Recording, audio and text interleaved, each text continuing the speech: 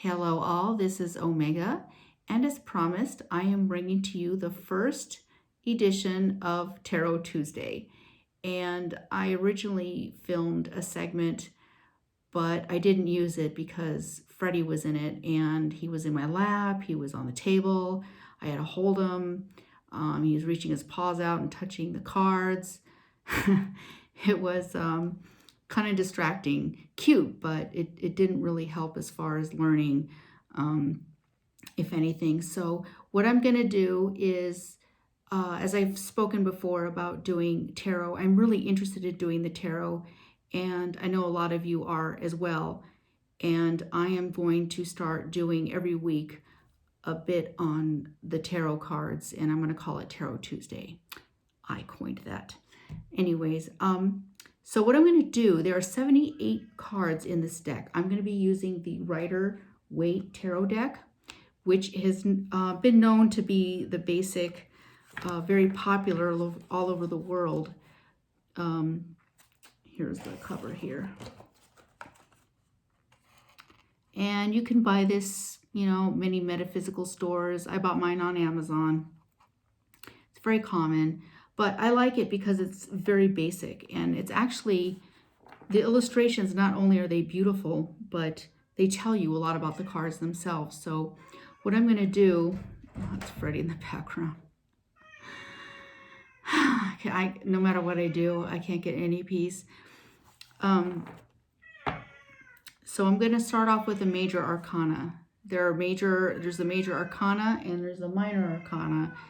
And the first, I believe, 22 cards is the major arcana. And I'll do this. I don't want to do the whole deck in the first, especially the first video of this. So I'm just going to do the major arcana. I'm going to go through each of the cards and just give you a basic rundown of what they mean, any insights I may have. It's going to be kind of fast. What I'm going to do, once I'm done with the tarot as far as explaining it and showing it everything, I'm going to go more in depth with each card because there's so much to these cards than what meets the eyes. But this, I'm just going to do them relatively quickly. So the first ones here, let's see, 21.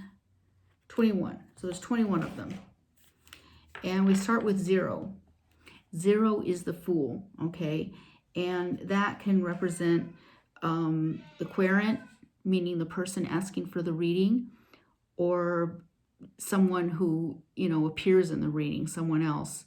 But for this, for the sake of this video, I'll, we're the Fool in this sense. This is in the first person. This would be the person who's asking for the reading, or just relating this to the rest of the deck. So the Fool here is basically new energy. It's someone young, fresh, innocent. The rose that he holds in his hand, the yellow one here, the white one here is of innocence and purity.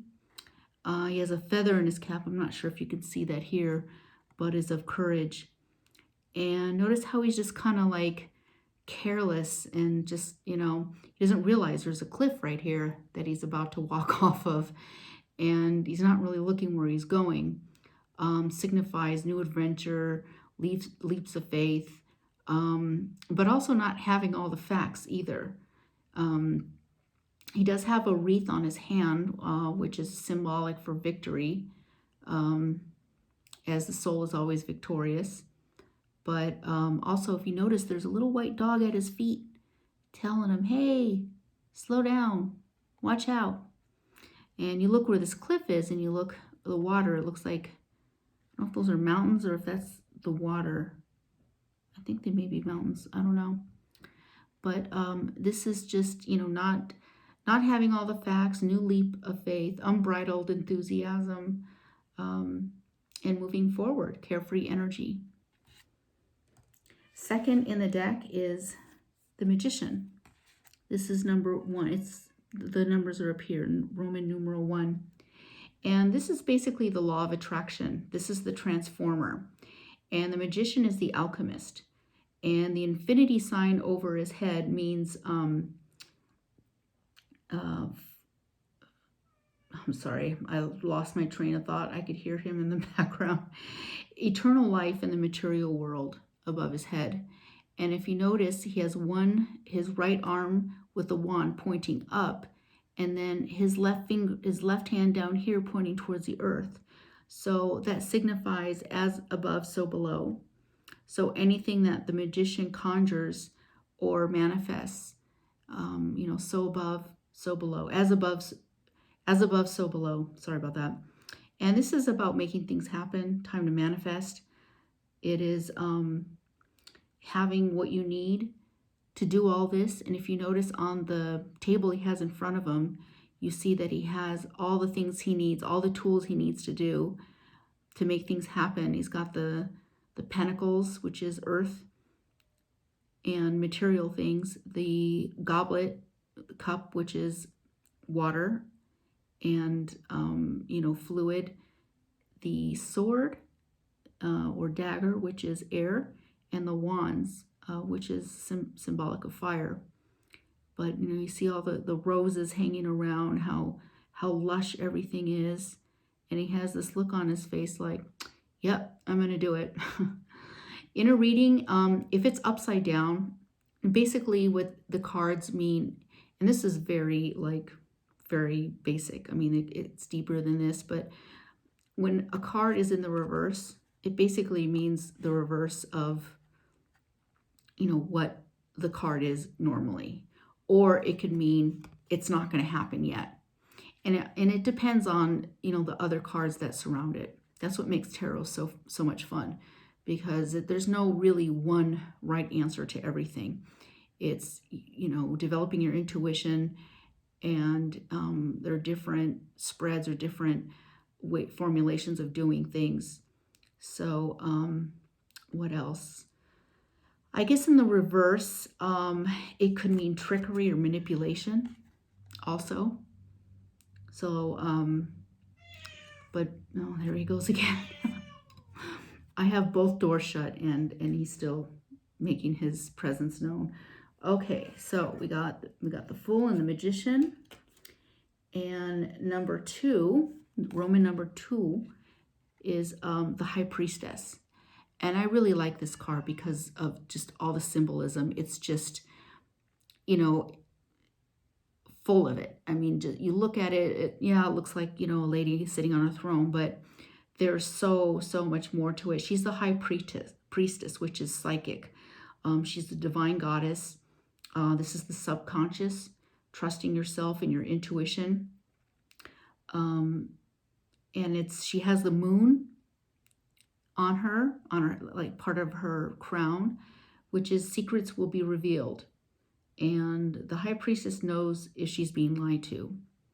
If you know the High Priestess, she has this fruit. These are pomegranates. And in the Middle East and in Persia, they're very popular, and they're symbolic of kind of like a cornucopia, what we have here, like a Thanksgiving of plentiness, of plentifulness, and having everything that you need. So just all of this abundance near her. And what's really interesting about this card, if you see these pillars here, there's a black one and there's a white one, B and J. Now, these signify the pillars that were in King Solomon's temple, and basically means balance of dark and light. And the B, I'm trying to find what that means, Boam and Joachim. And just really, really interesting on how deeply this goes. And these are supposed to be the gates that are on King Solomon's temple. And I'll go more in depth with it later, but just full of symbolism here. Hey, number 3 is the Empress. Okay. And the Empress is basically everything that is plentiful, emotional stability, the life cycle that is birth, secure, feminine, ruled by Venus, as you can see, the sign of Venus here. Security could also signify pregnancy. And if you're looking to get pregnant, or you know someone who is pregnant and this comes up and you're reading it, it can signify that. But this is basically seen as the mother of the tarot cards. If you have a reading and you want to know when something will happen, it's basically a yes card, but it can also signify that things will materialize in spring and summer. And number 4 is the Emperor. And if you look at his face, he has a very stern, authoritarian look on his face, like, I'm not taking any BS. And he symbolizes structure, basically balances the Empress's emotions. Strong, and this is represented by Aries, the father. And if you notice here, he's got the ram's horns on each corners of his throne here. Looks like he means business. So just basically, he is kind of like the counterpart of the emotional. This is more of someone who sets the orders, architect, leader, not very emotional. I guess like in a reading where you would need structure, something's very serious as well. So just that's basically it right there for him. And there's much more that I'll go into later, but this is just the basics of it. I do want to go back to the Empress number 2, something that I forgot here. It was Boaz and Jachin, and these are biblical names. And Boaz means in him is strength, and Jachin, where the J is God establishes. So the duality, basically the pillars are duality. The black is the feminine, the white is the masculine. And this actually goes pretty deeply into Sigmund Freud's feminine dark continent.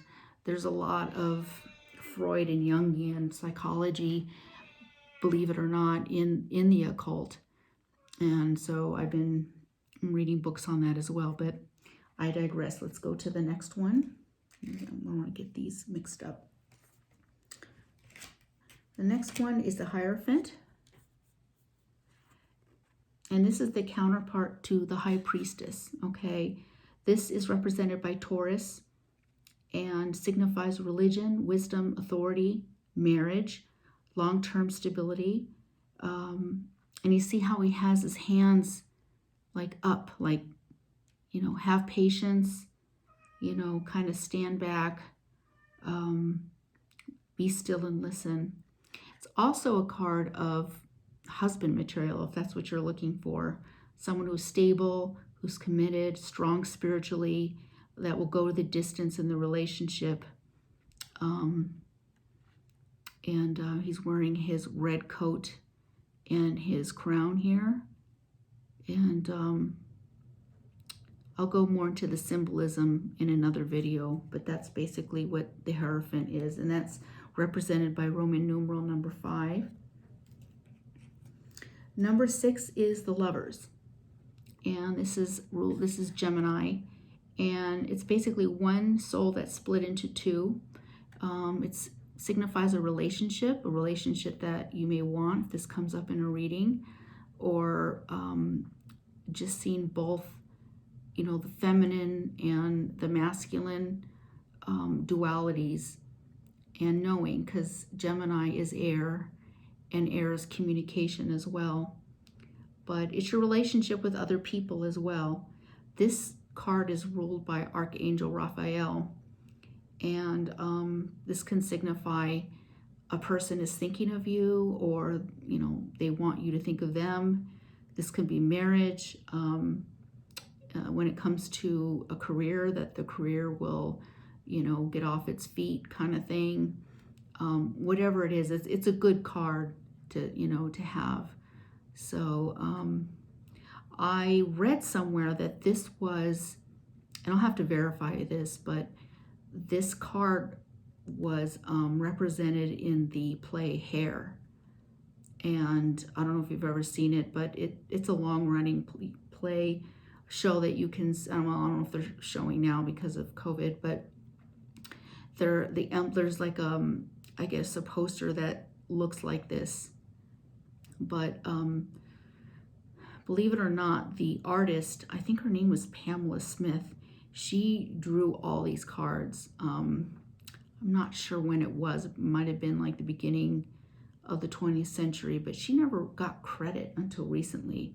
But I mean, she was amazing. She claimed to have been able to see sound. If that's, I mean, I don't even know if that's possible, that it was represented in colors for her. So she just had some beautiful drawings. She had other work, but this is what she's most famous for. On to the next is the Chariot. And this signifies a major journey, self-determination, willpower, confidence, things of the mind, that things will work out if you go for it, spiritual progression, and also messages from the subconscious. And there are all kinds of symbolism here. You got the sphinxes. This is, I think, another reference to balance as well. Okay, number 8. Just like the 8th sign of the zodiac, this is strength, which is ruled by Leo. And this is basically symbolizes strength, inner strength, not just, muscular strength, brazen strength. It's a gentle force. See how this lady, lovingly is restraining this, what looks like could have been an out of control beast, whether it's taming the beast within. Don't rely on, your looks or charm or whatever. Just know that you have a purpose and stick to truth, and that will get you through. And the next is the Hermit, one of my favorite cards. I just love the way this, for some reason, I think that's one of the emblems on Led Zeppelin's t-shirts. I think I had one once. And another one had a swan song. It was like a man with wings on it. But yeah, love Led Zeppelin. But anyways, I digress again. I'm getting off the topic, but that's what it reminds me of. The Hermit is signified, this is the 9th card, signified by Virgo. And basically means that you're going within. You're being what people call, I'm being a hermit, meaning you're kind of shutting the world out. You're going within. You're meditating. You don't want the distractions of other things and other people, not because you don't like them, but sometimes you need to shut things out in order to go within, to calm that noise down. So this is like, inner guidance, being self-critical, quieting your mind, and it's time to reflect for clarity. Notice he has a lantern here. It's like the light that guides his way, and he's got a staff here that helps him on his journey. And this can mean a period of when, let's say in a reading, you're waiting for something to happen and this card comes up, and it just means, that things are not going to happen right away, that somebody's contemplating, they're thinking things through, whether it's you or, someone else or something else. And number 10 is the Wheel of Fortune. This is a very good card to have, and basically means transformation. It represents the fixed signs, which is Taurus, Leo, Aquarius, and Scorpio. Those are the fixed signs of in astrology, and it's basically completion of the cycle, a time of fortune, transmutation, path of enlightenment, knowing to hold on. And basically, it's almost looks like a talisman, a good luck charm kind of thing. And some of the Hebrew letters on here, I can kind of identify. This looks like a hay. This is like a dalet, another hay, yud. I don't know what these mean. This almost looks Viking-like. And I will further get, more information on this as well. The serpent here signifies almost all the time knowledge, and just a great card to have. Okay, number 9 is Justice. And this, as you can see, she has the scales, which of course signifies justice. This could represent a court case, anything that has to do with the law. Someone is going through a divorce, or some kind of disagreement about money or what have you, criminal case, and this shows up.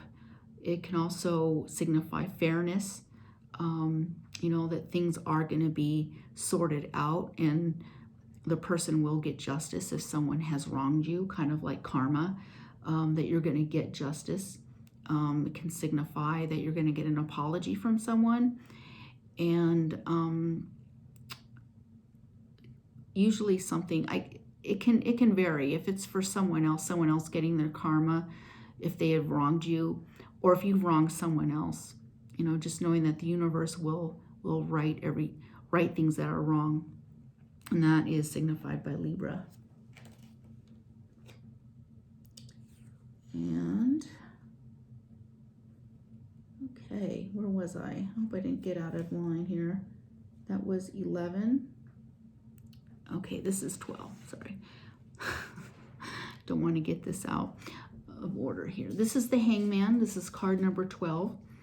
And it looks, someone hanging upside down. He doesn't like he's being tortured. I mean, it looks more like an acrobat, if anything. But you notice that his hands are tied behind his back. And it's almost like some kind of restraint.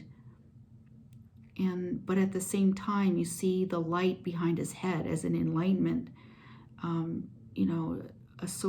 chance to go within, to contemplate, to surrender, to take time to see the situation, meditation, insight. And we have the 13th card, which is Death. And this is signified by Scorpio. A lot of people get frightened when they see this card. They think it literally means death. But, it can be, but usually what it means is death of a way of thinking, of a situation, of a cycle. Meaning that, actually it could be very good. Something has to die in order for something to grow. Our old ways of thinking, getting rid of the things that no longer serve you. And it can be tumultuous. Letting go of the old also signifies transformation. And there's a whole bunch of symbolism in this as well that I will go into on another video here. But I'm just kind of giving the basics here. I got my notes here. Let's see.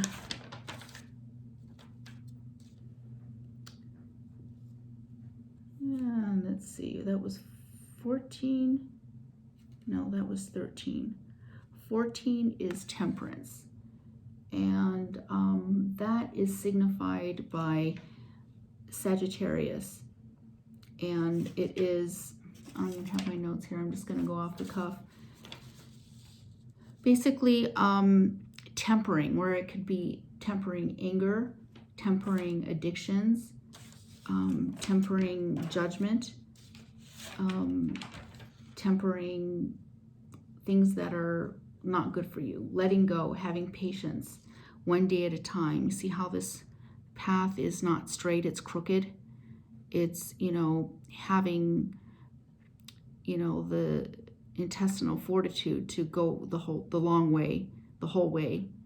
And he's pouring, kind of looks like he's pouring drinks, like some kind of martini or something. But you notice how like one foot is in the water and one is on land, signifying, that, one foot is unstable, one is on stable land. And behind him, around him are flowers, things things will be good. The sun is out and he has the, you know, the rays around him. And it shows, you know, this is can be for the alcoholic, someone who takes drugs, who is codependent and relies on substances, and maybe a wake-up call to, you know, to address those issues. 15, the devil. Okay. And a lot of people fear this one as well. This is represented by Capricorn. And the devil is basically things that are usually self-imposed. Things like addictions, doubts, fears, greed, possessions, obsessions. This is the stalker card, basically. You know, something with bad intentions.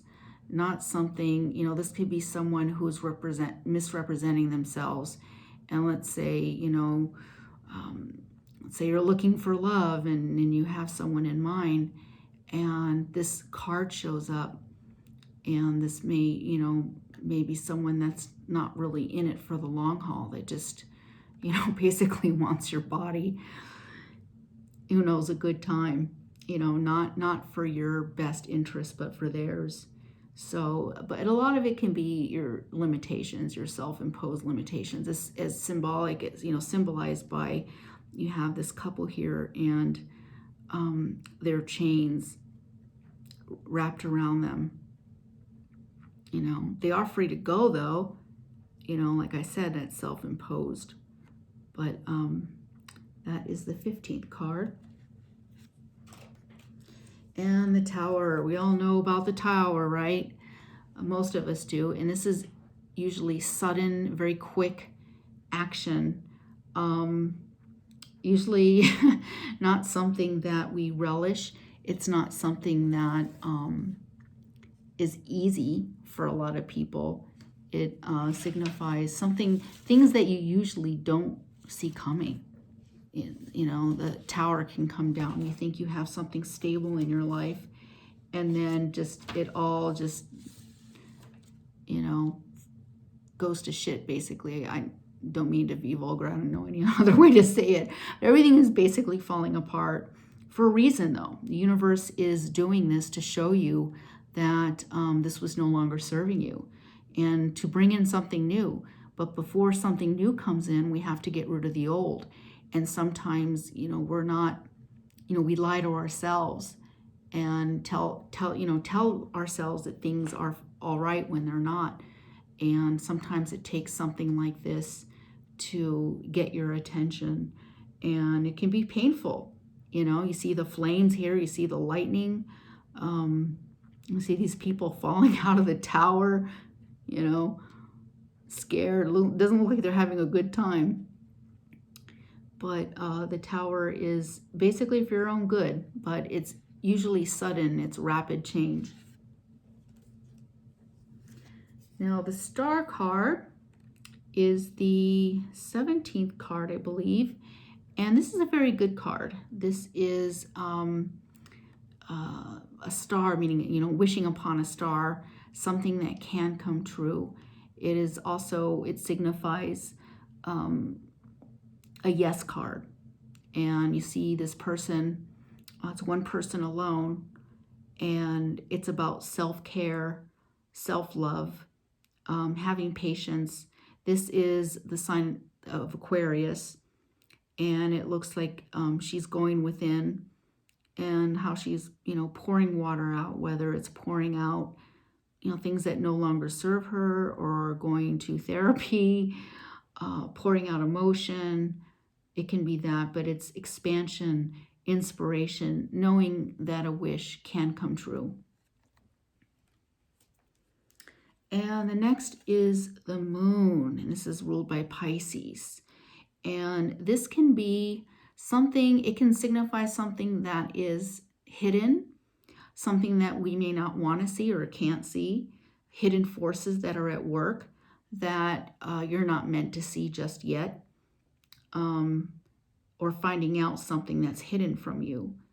And this can represent someone, if this comes up in a reading, who is being deceptive, who isn't telling you that, you know, the whole truth. Maybe they're telling you things that are true, but there are things that on purpose they're leaving behind.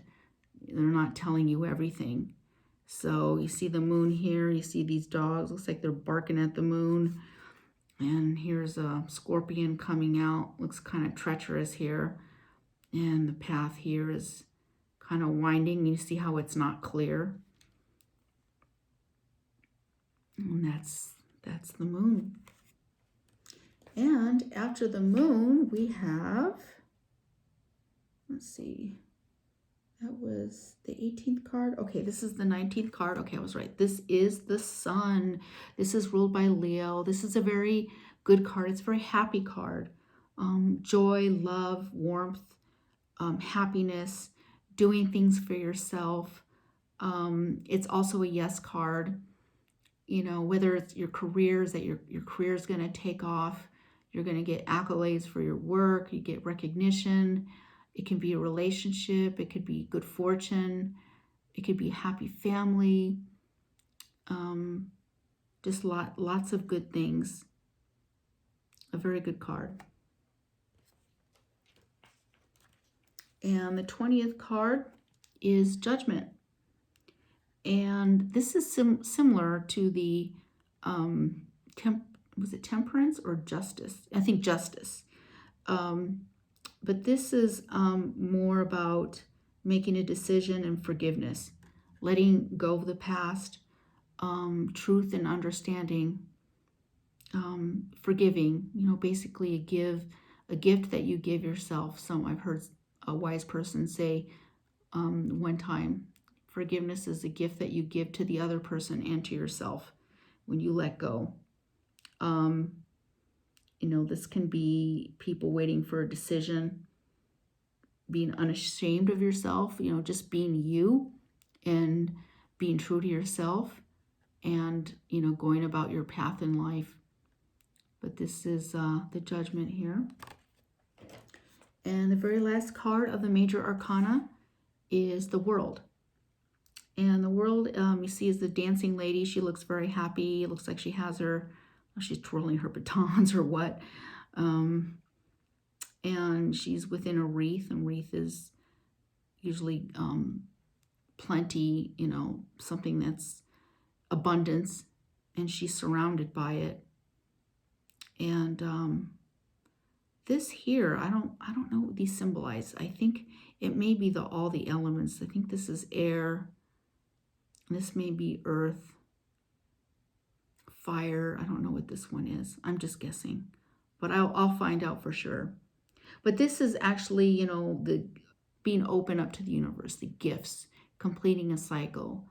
You know, just like, let's say, you know, you go to school and that day you get your degree and you got your diploma in your hand. That could be a diploma. It could be 2 diplomas. She could have 2 degrees.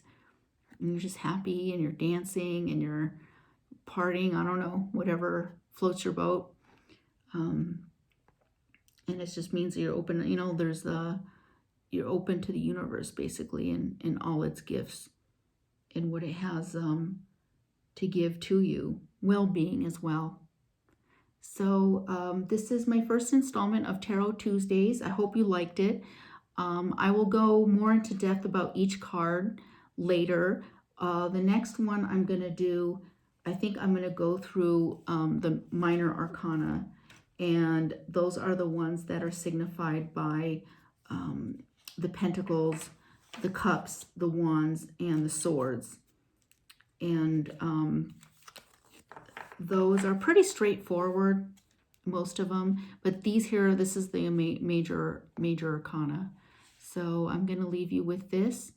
Freddie seems to have calmed down. I locked him out, and I feel kind of bad about it, but I had to for this video. Otherwise, it just would have been chaos like the one I filmed. It was almost comical. But anyways, I will see you guys soon, and you all have a wonderful day. Bye.